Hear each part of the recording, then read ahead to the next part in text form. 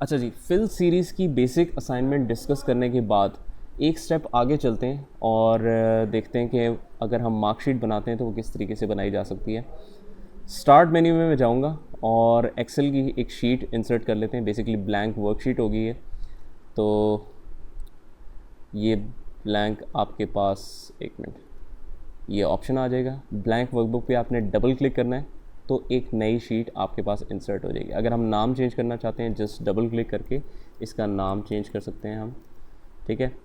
अच्छा, अब मार्कशीट हमने बनानी है फॉर एनी 5 सब्जेक्ट्स। मतलब इंग्लिश ले लेते हैं हम, उर्दू, इकोनॉमिक्स ले लेते हैं, अकाउंटिंग ले लेते हैं और बिज़नेस मैथ ले लेते हैं। ठीक है। अच्छा, अकाउंटिंग और बिज़नेस मैथ, इन दोनों को स्पेस ज़्यादा चाहिए सेल में क्योंकि इनका कंटेंट ज़्यादा है। तो अगर आपने स्पेस एडजस्ट करनी हो तो किसी भी दो कॉलम के बीच में आके, मतलब अगर इसकी स्पेस एडजस्ट करनी है तो इस कॉलम के एंड पे जब आप आओगे और इस कॉलम के बीच में, दोनों के बीच में होंगे, तो आपका कर्सर साइन, ये एरो की का साइन जो है वो चेंज हो जाएगा। जिसमें आप देख सकते हैं कि एक स्टिक है जिसके राइट और लेफ़्ट पे ऑप्शंस हैं कि आप बेशक इसको लेफ़्ट क्लिक से पकड़ के आगे की तरफ कर दो, बेशक इसको पीछे की तरफ कर दो। ठीक है। अगर इसी तरीके से हमने सबका साइज़ इकट्ठा इंक्रीज़ करना है तो हम क्या करेंगे, जब भी किसी कॉलम पे जाओ तो आपके पास एरो की आता है। इसका मतलब है अगर आप इसको लेफ़्ट क्लिक से क्लिक करके रखेंगे तो ये सिलेक्ट हो जाएगा। ठीक है। ये सिलेक्शन करके रखें, लेफ़्ट क्लिक मतलब पकड़ के आप इस अपने कर्सर को राइट की तरफ मूव करना शुरू कर दें या जिस भी डायरेक्शन में। और ये सारी सिलेक्शन होने के बाद किसी भी दो कॉलम के बीच में आके आप इसको बढ़ाएंगे तो सारे के सारे कॉलम उसी प्रोपोर्शन के साथ इंक्रीज़ होंगे। लेकिन मैं चाहता हूँ कि ऑटो एडजस्ट हो जाए। मतलब बिज़नेस मैथ को अपने कंटेंट के हिसाब से थोड़ी सी ज़्यादा स्पेस चाहिए, उर्दू को कम चाहिए। तो ऑटो एडजस्ट करने के लिए हम क्या करेंगे, सारे कॉलम उसी तरीके से सिलेक्ट करेंगे, दोनों कॉलम्स के बीच में आके बजाय ख़ुद से इंक्रीज़ या डिक्रीज़ करने के हम डबल क्लिक कर देंगे। तो आप देख सकते हैं कि जिसको जितनी स्पेस रिक्वायर्ड है उसने उतनी ही स्पेस ली है। फ़िलहाल मैं थोड़ा सी साइज़ और इंक्रीज़ कर देता हूँ। ये जस्ट आपको समझाने के लिए एक एग्जांपल दी। अच्छा, अब मैंने मार्कशीट बनानी है फॉर 50 स्टूडेंट्स। तो फ़िलहाल तो ये क्योंकि असाइनमेंट है तो आप कोई से भी नाम ले सकते हैं। स्टूडेंट 1 मैं कर लेता हूँ ताकि हमारा काम जल्दी हो जाए। ठीक है। 50 स्टूडेंट हैं। एक बात याद रखिएगा कि जब अल्फ़ाबेट्स के साथ नंबर्स आ जाए तो इसका मतलब है आप उसको अगर ड्रैग डाउन करें, जिस तरह यहाँ पर स्टूडेंट 1 लिखा है, जैसे ही हम इस स्मॉल डॉट के पास आके इसको ड्रैग डाउन करेंगे तो आपके पास नेक्स्ट नाम आएगा स्टूडेंट 2, स्टूडेंट 3, और इसी तरह ऑनवर्ड्स मैं ड्रैग कर लेता हूँ जहाँ पर 50 पूरा होता है। 48 हो गया, 49 एंड 50। ठीक है। वापस टॉप पे आने के लिए दो तरीके हैं। आप या तो कंट्रोल अप दबा दें या फिर अगर बिल्कुल पहले सेल पे ही आना है आपने तो कंट्रोल होम। इससे क्या होगा, आप जहाँ पर भी होंगे आप मूव कर जाएंगे पहले सेल पे, दैट इज़ A1, मतलब सेल A1। ठीक है जी। अच्छा, इनका भी कॉलम साइज़ इंक्रीज़ करना पड़ेगा क्योंकि स्टूडेंट 1 के लिए तो ओके है, लेकिन स्टूडेंट 10 और स्टूडेंट 15 ऑनवर्ड्स को ज़रा सा ज़्यादा स्पेस चाहिए।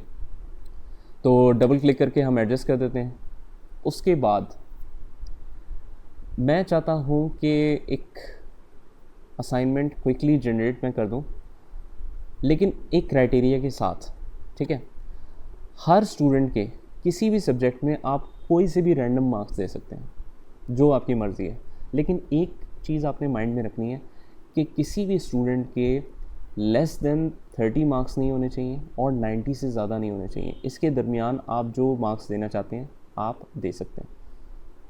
अब नॉर्मल अप्रोच आप कितनी भी फास्ट एंट्री कर लो कि चलो जी 30 से ऊपर भी रखने हैं, ये भी ख्याल रखना है, और 90 से नीचे रखने हैं, कितनी भी फास्ट आप एंट्री करो आपको काफ़ी टाइम लग ही जाएगा। क्यों? क्योंकि 5 सब्जेक्ट्स और 50 स्टूडेंट, हर स्टूडेंट के 5 सब्जेक्ट, इसका मतलब है 5 इंटू 50, 250 मार्क्स देने में टाइम तो लगेगा। अगर यही काम मैंने विद इन सेकेंड्स करना हो तो हर चीज़ के लिए एक फार्मूला है। जैसे ही मैंने आपको ये कहा कि आपने रैंडम मार्क्स जनरेट करने हैं जो कि दरमियान में हो 30 और 90 के, तो आपको फार्मूला मतलब ट्राई किया जा सकता है, क्योंकि हर चीज़ का फार्मूला अवेलेबल है। By the time you complete that this course, आपको फार्मूला की इतनी आदत हो जाएगी कि एक फार्मूला अगर आपने नहीं भी यूज़ किया हुआ, आप उसको लगा के ज़रूर देखेंगे कि क्या पता कोई इस तरह का फार्मूला हो। ठीक है, तो इक्वल्स टू आपको रैंडम से याद आना चाहिए था कि हम इक्वल्स टू रैंड बिटवीन का फार्मूला लगा सकते हैं। ये क्या करता है, returns a random number between the numbers you specify. हमें पूरा फार्मूला नहीं लिखना तो हम RAN लिखते हैं सिर्फ। ठीक है, नीचे रैंड बिटवीन का ऑप्शन है तो एक एरो की डाउनवर्ड मूव करके टैब दबा देंगे। अच्छा, बॉटम लिमिट और टॉप लिमिट, ये बेसिकली फार्मूला सजेशन है जो हमें बता रहा है कि कम से कम नंबर आपने कितना देना है किसी को, मतलब लोएस्ट लिमिट जिससे नीचे नहीं होना चाहिए नंबर। तो हम कहते हैं 30 इज़ माई लोएस्ट लिमिट, और 90 से ज़्यादा ना हो। कॉमा बीच में लगाना है, ये भी फार्मूला ही सजेस्ट कर रहा है, मतलब टूल टिप ही हमारा। हम ब्रैकेट क्लोज कर देते हैं, ना भी करें तो एक्सेल खुद से कर देगा। अच्छा, अब जिस तरह मैंने आपको ड्रैगिंग का रूल समझाया, सबसे पहले तो सबसे आसान तरीका ड्रैगिंग का कि बजाय मैं डबल क्लिक करूं तो ये नीचे ड्रैग तो हो जाएगा, क्योंकि left most column is not empty. तो जहाँ तक वो फील्ड है वहीं तक ये डबल क्लिक करके ड्रैग हो सकता है। लेकिन मैं ऐसा नहीं करूँगा, मैं बजाय इधर वर्टिकल सिलेक्शन करके उस तरह से करने की, मैं पहले इसको सारा हॉरिजॉन्टल सिलेक्शन कर दूंगा, क्योंकि मुझे पता है कि अगर एक सेल को मैंने हॉरिजॉन्टल खींच के सब पे फॉर्मूला लगा दिया, तो अगर एक सेल भी नीचे ड्रैग करें हम, तो जाहिर सी बात है कि नीचे वाले भी पूरी रेंज में सेम ही फार्मूला लग जाएगा। इसका मतलब कि पूरी रेंज तक फार्मूला लगा के मुझे अब फ़ायदा है कि मैं on a single click left most column के हिसाब से डबल क्लिक करके ये सारे नंबर्स जनरेट कर सकता हूँ। ठीक है जी, तो ज़बरदस्त हो गया। 1 मिनट में, 1 मिनट भी हार्डली आपके लिए बहुत ज़्यादा है, मेरा ख्याल है 10 सेकेंड्स में आप ये काम कर सकते हो। अच्छा, उसके बाद और क्या मार्कशीट में कंटेंट्स होते हैं, लाइक मार्क्स ऑब्टेन। चलो मार्क्स ऑब्टेन कर लेते हैं। मार्क्स ऑब्टेन का फॉर्मूला आपको पता है, अगर आपने बहुत ही जल्दी निकालना है तो ऑल्टरनेट इक्वल साइन, बेसिकली ये साइन बैक स्पेस से पीछे वाला है, जिसमें आपके पास इक्वल्स टू और प्लस दोनों के ऑप्शन हैं। बैक स्पेस से पीछे वाला बटन ऑल्टरनेट दबा के रखना है आपने, और इक्वल साइन दबा देना है। इक्वल्स टू भी लग गया, सम भी लग गया, रेंज भी सिलेक्ट हो गई, हमने जस्ट एंटर करना है और इसको डबल क्लिक करना है। लेकिन डबल क्लिक करने से पहले मैं ज़रा देख के रखता हूँ कि स्टूडेंट 1 के बिज़नेस मैथ्स में कितने मार्क्स हैं। 45 है। अगर मैं इसको डबल क्लिक करूं तो इनके मार्क्स पे कोई फ़र्क पड़ना चाहिए? नहीं पड़ना चाहिए। लेकिन अगर मैं डबल क्लिक करूंगा तो फ़र्क पड़ेगा। बेसिकली इसका इससे कोई ताल्लुक़ नहीं है, लेकिन हमारा कुछ फॉर्मूला ही ऐसा लगा हुआ है कि ऑन एवरी रिफ़्रेश, जब भी आपकी एक्सेल की शीट रिफ़्रेश होती है, रिफ़्रेश वो कब होती है कि जैसे ही किसी सेल में कोई भी नया डाटा आएगा, पूरी की पूरी शीट एक दफ़ा रिफ़्रेश होगी। जैसे ही रिफ़्रेश होती है वो फॉर्मूले को दोबारा रीड करेगी। आपका फॉर्मूला क्या कहता है? रैंड बिटवीन, मतलब कि नंबर्स को घुमा दो तो दोबारा से ये घुमा देगा इस नंबर्स को। ऑन एवरी रिफ़्रेश ये शीट चेंज होती रहेगी until and unless you stop that changing. ठीक है, चेंजिंग किस तरह से स्टॉप हो सकती है? अगर मैं इस सेल में जो फार्मूला लगा है वो रिमूव कर दूं, तो क्या ख्याल है कि अगर मैं इस सेल को सिलेक्ट करके इसके पीछे वाला फार्मूला नज़र आ रहा है ना, ये फार्मूला बाद में मैं सिलेक्ट करके इसको डिलीट कर देता हूँ। ठीक है, ऐसे जब मैं एंटर करूँगा तो वैल्यूज़ भी तो चली जाएंगी, क्योंकि अगर फार्मूला नहीं तो वैल्यूज़ नहीं। अब आपको कंट्रोल Z करता हूँ वापस। अब आपको कोई ऐसा काम करना है कि फार्मूला इसमें से निकल जाए और सिर्फ वैल्यूज़ रह जाए। आपने कोई ऐसा काम करना है जो हम सब करते हैं, अगले से काम निकलवा के और उसको गोली गिरा दी। ठीक है जी, तो बेसिकली हमने जो नंबर्स लेने थे वो ले लिए। अब हम चाहते हैं कि बीच में से फॉर्मूला निकल जाए, सिर्फ और सिर्फ वैल्यूज़ रह जाए। इसका तरीका क्या है? इसके 2-3 तरीके हैं। सबसे पहला तरीका कि मैं सारी की सारी रेंज जहाँ पर रैंड बिटवीन का फॉर्मूला लगा है, मार्क्स ऑब्टेन वाला नहीं, वो सिलेक्ट करके कंट्रोल शिफ्ट डाउन कर देता हूँ। सबसे पहले इसको कॉपी कर लेता हूँ, ठीक है। दोबारा से सिलेक्ट करते हैं हम, ये सिलेक्ट करके इसको कॉपी कर लेता हूँ कंट्रोल सी से। अच्छा, कॉपी करने के बाद मैं राइट क्लिक करके क्या करूँ? पेस्ट? नहीं, पेस्ट का मतलब तो यही है कि जो आपने कॉपी किया था वही सब का सब वैसे का वैसा पेस्ट कर दिया। तो इसका क्या बेनिफिट है हमें? हम क्या करेंगे, हम पेस्ट स्पेशल करेंगे। जब भी इस तरह की कोई सिचुएशन आनी है जो आपने नॉर्मल रूल से हट के काम करना है, फॉर एग्जांपल अब जिस तरह हम पेस्ट करना चाह रहे हैं सिर्फ वैल्यूज़, पेस्ट करना चाह रहे हैं सिर्फ ब्लैंक्स या ऐसा कुछ, तो आपकी पेस्ट स्पेशल की ऑप्शंस इसके लिए यूज़ होती हैं। काफ़ी सारी शॉर्ट कीज़ डिफरेंट वर्जन्स में डिफरेंट तरीके से, 2010 में थोड़ी सी शॉर्ट कीज़ हैं, 2013 में और ज़्यादा आपकी सहूलत के लिए शॉर्ट लिंक्स जो हैं वो बाहर निकाल के ही रखे हुए हैं। लेकिन हम देखते हैं कि पेस्ट स्पेशल के ओवरऑल ऑप्शंस हमसे क्या कहते हैं, ठीक है। तो पेस्ट स्पेशल में गए। अच्छा, एक्सेल आपसे पूछ रहा है पेस्ट क्या करना चाहते हो? क्या सारे का सारा जो कॉपी किया, जिस तरीके से कॉपी किया वैसे का वैसा ऑल पेस्ट करना है? क्या जो कॉपी किया है उसमें से सिर्फ आपने फार्मूलाज पेस्ट करने हैं? क्या जो आपने कॉपी किया है उसकी सिर्फ वैल्यूज़ रहने देनी है और फार्मूलाज रिमूव करने? एग्जैक्टली, हमने ये काम करना है, वैल्यूज़ ओनली। ये करके हम ओके कर देंगे तो आप देख सकते हैं कि आपकी वैल्यूज़ रह गई, बीच में से फार्मूलाज निकल गए। कैसे पता चल रहा है? फार्मूला बार में डायरेक्टली नंबर लिखा हुआ है, ना कि कोई फार्मूला। इसका मतलब है फार्मूला के थ्रू वैल्यू अब नहीं आ रही, डायरेक्ट वैल्यू इंडिपेंडेंट हो गई। अच्छा, ये एक्टिव सिलेक्शन जो है वो ख़त्म करने के लिए आप एस्केप का बटन दबाएंगे, ठीक है। अच्छा, इसी को रैंड बिटवीन को ख़त्म करने के लिए 3-4 तरीके मैं और बताता हूँ आपको। 3-4 तो नहीं, बेसिकली 2-3 हैं। कंट्रोल जी करके वापस रैंड बिटवीन ले आते हैं।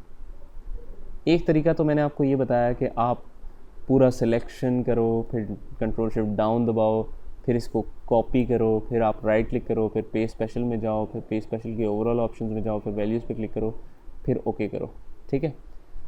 ये थोड़ा सा लंबा तरीका है। नॉर्मली क्या होता है कि ऑडिट फर्म्स में तो बहुत ज़्यादा, और बाकी काफ़ी फाइनेंशियल इंस्टीट्यूशंस में ये काम पड़ता रहता है कि आप फार्मूलाज़ के थ्रू वैल्यूज़ निकालो। क्लाइंट को क्योंकि काम देना होता है तो वो चाह नहीं रहे होते कि फार्मूलाज़ भी हम साथ में दें, लेकिन उनको शॉर्ट कीज़ याद होती हैं क्योंकि इनका ये रोज़ का काम है।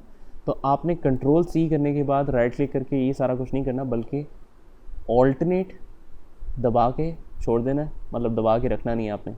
फिर उसके बाद ई दबा के छोड़ देना है, फिर एस, फिर वी, ये बारी बारी आपने दबाना है, दबा के छोड़ देना है, और फिर ओके कर देना है आपने। तो यही सारा काम आपका पेस्ट स्पेशल हो जाएगा।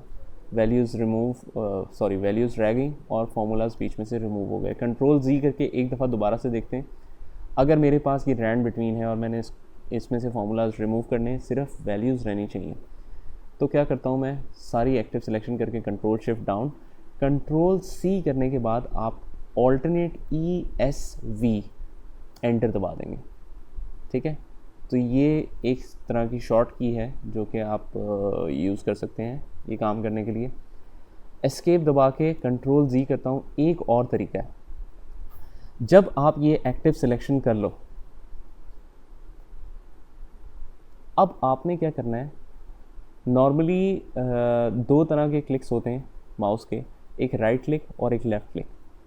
अगर मैं इसको मिनिमाइज़ करते हैं ज़रा, अगर मैं डेस्कटॉप पे जाके माय कंप्यूटर पे लेफ़्ट क्लिक डबल के साथ करूँ, डबल क्लिक करूँ, तो क्या होगा? जाहिर सी बात है कि इसके अंदर चला जाएगा ये।